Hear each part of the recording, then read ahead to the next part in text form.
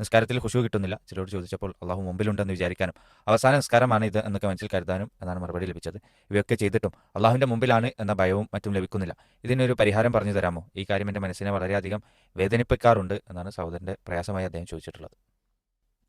ഇവിടെ നമ്മൾ മനസ്സിലാക്കേണ്ടത്, ഒരാൾ അള്ളാഹുവിൻ്റെ മുമ്പിൽ നിസ്കരിക്കാതിരിക്കുമ്പോൾ നമുക്ക് ഭക്തി കിട്ടണില്ല എന്ന് പറയുന്നത് അതിൻ്റെ ഏറ്റവും കൂടുതലായി നമ്മൾ ശ്രദ്ധിക്കേണ്ടത് അള്ളാഹിൻ്റെ മുമ്പിലേക്കാണ് നമ്മൾ പോകുന്നത് എന്നൊരു ബോധം നമുക്ക് ഉണ്ടാവുക എന്നുള്ളത് തന്നെയാണ് ഏറ്റവും പ്രധാനം.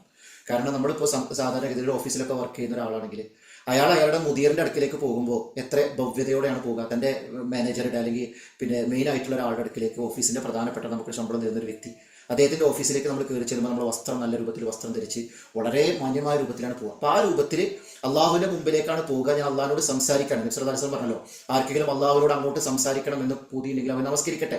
അപ്പോൾ അള്ളാഹുവിനോട് സംസാരിക്കാൻ വേണ്ടിയിട്ടാണ് ഞാൻ പോകുന്നത്. ഈ ലോകത്തെ സൃഷ്ടിച്ച് പരിപാലിക്കുന്ന പ്രപഞ്ച സൃഷ്ടാവായ അള്ളാഹുവിൻ്റെ മുമ്പിലേക്ക് ഞാൻ പോവുകയാണ്. എൻ്റെ അടിമയാണ് അള്ളാഹ് എന്ന ആ ഒരു ബോധത്തോടു കൂടി, ബഹുമാനത്തോടു കൂടി പോവുക എന്നുള്ളതാണ് ഏറ്റവും പ്രധാനപ്പെട്ട ഒരു സംഗതി. രണ്ടാമത്തത്, ഇതെൻ്റെ ജീവിതത്തിൽ ഏറ്റവും അവസാനത്തെ നിസ്കാരമാണ് എന്ന് പ്രതീക്ഷിച്ചുകൊണ്ട്, ഇനി എനിക്ക് നിസ്കരിക്കാനുള്ള സാഹചര്യം ഇല്ല എന്ന് പ്രതീക്ഷിച്ചുകൊണ്ട് പോകുക. ഇതിനേക്കാളൊക്കെ ഉപരി ഭക്തി കിട്ടാനുള്ള ഏറ്റവും പ്രധാനപ്പെട്ട ഒരു കാര്യമാണ് നമ്മൾ നമസ്കാരത്തിൽ പറയുന്ന ഓരോ കാര്യത്തെക്കുറിച്ചുള്ള അർത്ഥം നമുക്ക് മനസ്സിലാക്കാം. പലപ്പോഴും നമസ്കാരത്തിന് കൈകെട്ടി നിന്നിട്ട് നമ്മൾ ഓരോന്ന് പറയും. സൂറത്തിൽ ഫാത്തിഹ ചെല്ലുന്നുണ്ടാവും, സൂറത്ത് ചെല്ലുന്നുണ്ടാവും, സുജൂദിൽ പ്രാർത്ഥിക്കുന്നുണ്ടാവും, റുക്കൂല് പ്രാർത്ഥിക്കുന്നുണ്ടാവും. പക്ഷെ എന്താണ് ഈ പറയുന്നത്, ഞാൻ ഈ പറയുന്നതിന്റെ അർത്ഥം എന്താണ്, അതിന്റെ ആശയം എന്താണെന്നുള്ളത് പലപ്പോഴും പല ആളുകൾക്കും അറിയില്ല. അപ്പൊ അതുകൊണ്ട് തന്നെ വെറുതെ ഒരു വാചകം ഇങ്ങനെ ഉരുവിടുന്ന രൂപത്തിൽ അതിങ്ങനെ ഉരുവിട്ട് പോകുമ്പോൾ അതിൽ ഉൾക്കൊള്ളുന്ന ആശയത്തെ മനസ്സിലാക്കാൻ പറ്റാത്തത് കൊണ്ട് നമ്മുടെ ശ്രദ്ധ വേറെ പല കാര്യങ്ങളിലേക്കും പോകും. അതുകൊണ്ട് തന്നെ നമ്മൾ വിശുദ്ധ ഖുർആനിൽ നമസ്കരിക്കുന്ന സന്ദർഭത്തിൽ നമ്മൾ പാരായണം ചെയ്യുന്ന, പ്രാർത്ഥിക്കുന്ന, പറയുന്ന ഓരോന്നിൻ്റെയും അർത്ഥം അത് കൃത്യമായിട്ട് പഠിക്കാം.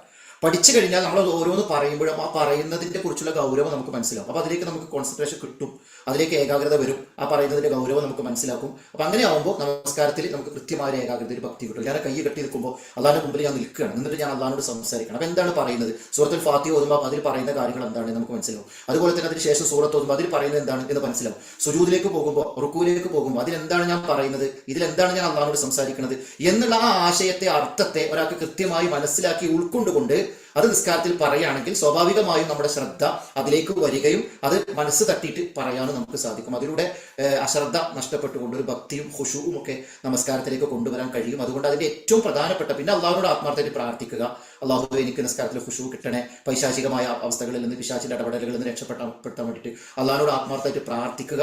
ഇതൊക്കെ നമസ്കാരത്തിൽ ഭക്തി ലഭിക്കുവാനുള്ള കാര്യങ്ങളാണ് എന്നതാണ് മനസ്സിലാക്കാൻ സാധിക്കുന്നത്. അപ്പൊ അതിന്റെ അർത്ഥങ്ങൾ പഠിക്കുക എന്നുള്ളത് തന്നെ ഏറ്റവും പ്രധാനമായിട്ടുള്ളൊരു കാര്യം. അപ്പം തന്നെ പറയുന്ന കാര്യത്തെക്കുറിച്ച് നമുക്കൊരു ഉൾക്കാഴ്ച ഉണ്ടാവും. അപ്പം അത് കൂടുതൽ നമസ്കാരത്തിലേക്ക് ശ്രദ്ധ കേന്ദ്രീകരിക്കാൻ നമുക്ക് ഉപകരിക്കുമെന്നാണ് മനസ്സിലാക്കാൻ സാധിക്കുന്നത്. അല്ലാഹു തആല ആലം.